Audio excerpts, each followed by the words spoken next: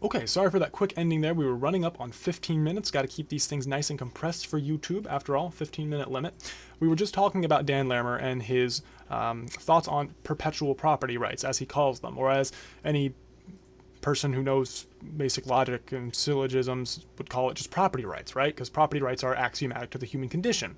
If you own yourself, you own the extent of your actions, and therefore you can own extrapolations of those actions in physical reality. Makes sense? Not so much in Dan's mind. Dan says, as said, in 3 years, you no longer own your EOS. So just really strange component for a system of ownership. Basically, he says the definition and assignment of property becomes a point of conflict when two people make contradictory claims. They both cannot be right at the same time. How this relates to removing legitimately held property after a certain temporal marker, I don't know. And here's another component of the Constitution that definitely led a lot of individuals to maintain their skepticism or frankly just drop and leave the system entirely. The arbitration orders. Arbitration orders are directives from an individual on the EOS network known as the arbitrator. The arbitrator has dictatorial power to freeze funds, ban accounts, and liquidate basically accounts, holdings, if he so chooses.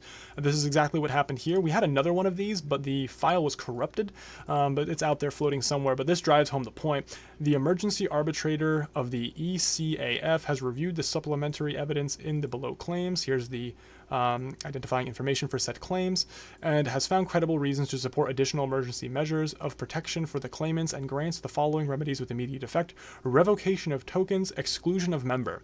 Tokens gone, member ban, done. All from the arbiter. And block producers, based on that EOS Constitution, remember, they are compelled to comply with this arbitration order, no questions asked, or be removed as block producers.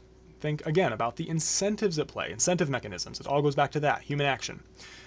Dan Larimer, some more thoughts from him. The internet of code, the intent of code is law. So not code is law, not what is actually laid down, but rather the intent, really the spirit of what was meant to be said. So if you didn't mean to say something or you meant something in a different way, that is the reality of the situation, not the actuality.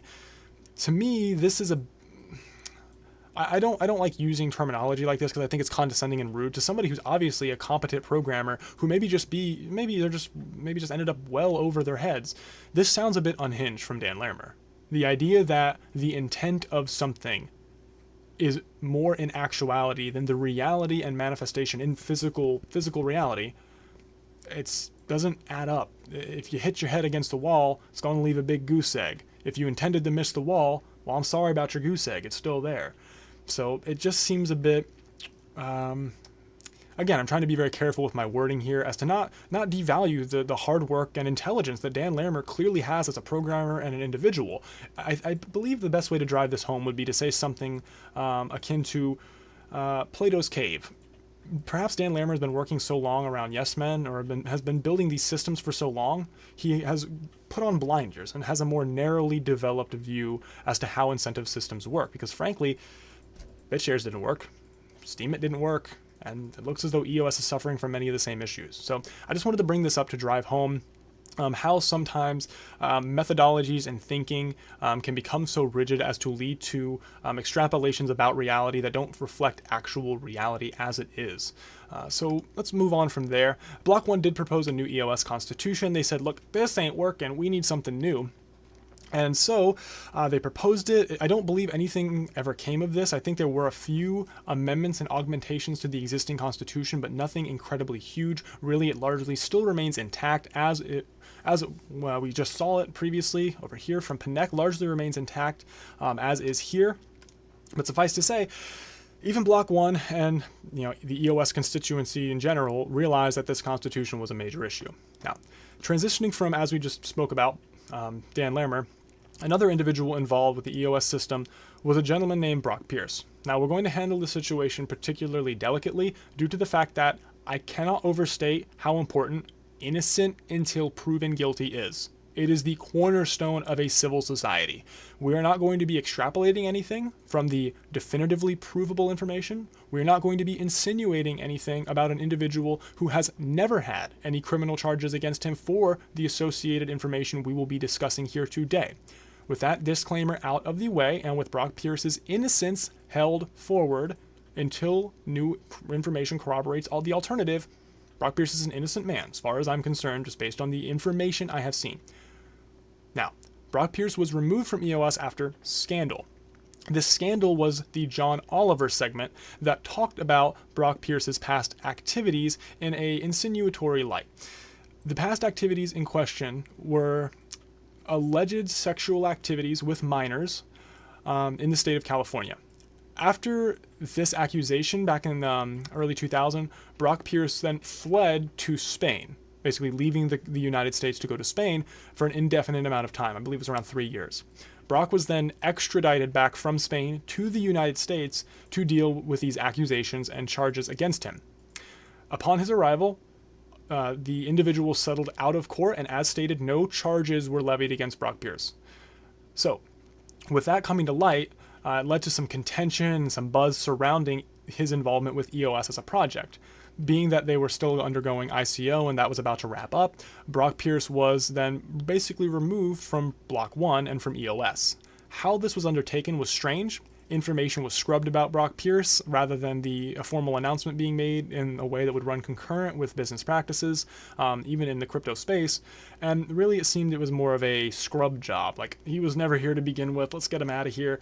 Given the very disgusting nature of the accusations surrounding this individual, I could understand perhaps the overreaction to maybe get him out of here as quick as possible, but that doesn't do a lot for the objective nature of the situation and definitely doesn't aid in explaining what has happened, or especially doesn't do a lot for just illuminating the reality of the situation that Brock was never charged. And until more corroborating information comes out to the alternative, there's nothing more to be said here. Just an interesting component of the EOS system and how they handled this individual's just subjective situation maybe goes to show the ad hoc and heavy-handed nature that Block 1 as an entity generally takes. Moving along from that sensitive subject, we're going to go ahead and examine some of the technical aspects of EOS and some of the problems it's faced. It costs $17 to create an EOS account. How's that for no transaction fees?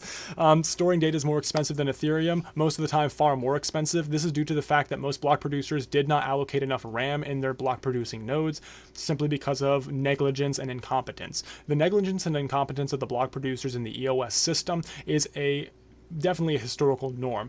That's what we're going to be looking at for the large portion from here on out. Why the EOS system has technically failed, we've seen via the incentive mechanisms at play. We've seen the individuals and perhaps their maybe narrow-focused implementation of these incentive mechanisms leading to the invariable, what seems to be the failure of EOS as a platform, blockchain platform at least, more of a clunky centralized database. Now we're going to examine the block producers themselves after the system has been launched, after EOS is running for a while, and take a look at some of the incompetence that these individuals exude. So $17 due to the fact that block producers didn't include enough RAM. Here's another article talking about it. EOS network speculation is taking its toll, making the creation of new accounts and new airdrops prohibitively expensive. Now, I do understand that this wasn't the actual price of RAM. It was the price to create an account on the EOS network because of speculation about how much RAM block producers had. So it was kind of like a derivative pricing that actualized in the actual price of EOS account creation. But suffice to say that this extremely asymmetrical cost is not something that you want to see in a well-oiled incentive system. Whoops, I accidentally threw that over there. Come back. There you go. Just another one. See speculators getting richer.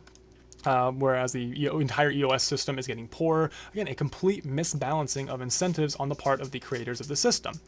And what's even stranger is because of this constitution, EOS block producers are bound legally to undergo the obligations that they set forth to do. And after a goof up, which is basically, that's a hell of a goof up, I gotta say, essentially, this block producer was told, hey, you need to implement this new order, and he didn't for like 2 or 3 days, which led to some hiccups and like malproduced blocks in the EOS system.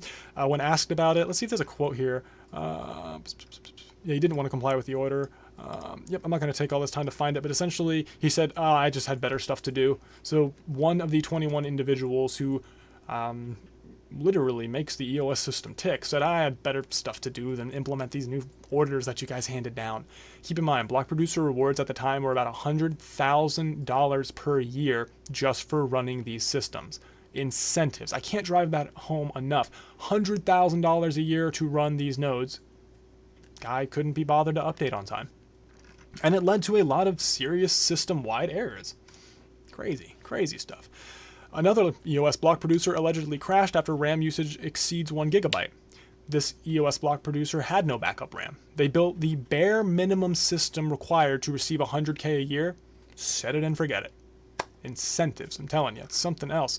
I think, was this the guy that said he had better things to do, or is that? No, God, I wish I could find that for you guys. Like I said, look at all these sources. It's so many of them, a litany of information, finding nuanced, specific information that I recall was back at a particular time.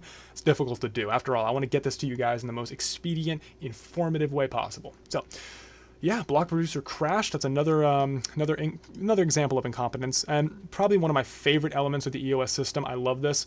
The block producers who are making, let's just even say between $30,000 and $100,000 per year to run these nodes are doing so by and large. Not all of them. Some of them have, proprietary solutions, good on them. But many of them are using Amazon Web Services, Google Cloud, Alibaba to host their nodes. So essentially, server costs them $5,000 a month. You see right there. That's not too bad. Wait. Oh, I tripped up. I am so sorry. My bad. Did I say $100,000 a year? My bad. No, I meant $10,000 a day. I always forget that. Gosh, it's crazy. Man, you see, even with all this information, your buddy Paul sometimes just can't wrap his head around the insanity of what's going on. So yeah, at the height, it was $10,000 a day, which is like $1.something million a year. So you're making well above $100,000 a year. $100,000 a year is a bare minimum, it looks like, for the EOS system, which makes sense, being it's a $4 billion raise. But yeah, using Alibaba, Amazon Web Services, and Google Cloud for such a high-paying service. I mean, these guys could call me at 4 o'clock in the morning and I'd have one leg in my pants ready to run down the street to get what I need to get done for that kind of money. It's not like it's a hard thing per se, but they're outsourcing it. What happens if Google, Alibaba, and Amazon Web Service, what if those three entities happen to control, let's say, 12 of the 21 nodes? Boom, immediate. They control the entirety of the network because they have over 51%. It's over. And EOS has sold all their ETH, so they have no skin in the game in terms of ETH, from the looks of things. So they have cashed out. They have made their money. They are done. Cha-ching, cha-ching. They're good. Block 1 has profited. Oh, and we can't forget that, and I didn't pull up this article, it just came to me. The second person, third person, and fourth person to ever be hired by Block 1 have since resigned to start their own company. So they're done. The people who have largely built the EOS system already have left the building and have moved on to bigger and brighter things. No word about their severance package or how much money they made from the EOS system. Then, left to go do their own thing. So it's up to you. What do you think of this? Seriously, because I know what I think.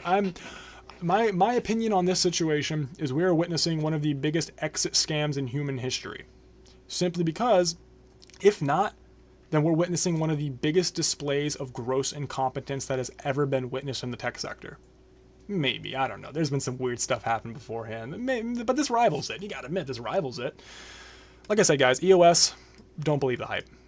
Go back and read Matteo Leibowitz. I want to say Leibowitz, I think it is. Either way, go read Matteo's article. It's a long one, but it's worth it. 13-minute read. You already watched 30 minutes of this video. It's good stuff. So I hope this could serve to get you guys up to speed, give you an idea of what EOS is as a system, why it is so fundamentally flawed, why this article came out today demonstrating that researchers show it's not a blockchain. It's a centralized cloud service. That's all it is. So guys, EOS, don't believe the hype and do your own research. Links below in the description. Thanks so much for watching. Let me know what you thought of this content below in the comments. Share it with your friends. I want to hear some information. That's how we build a space to be the best it could possibly be. Much love, guys. My name is Paul. We are CryptideCast. I am signing off, and we will talk to you guys next time. Oh, remember, the tide is rising, just not for EOS.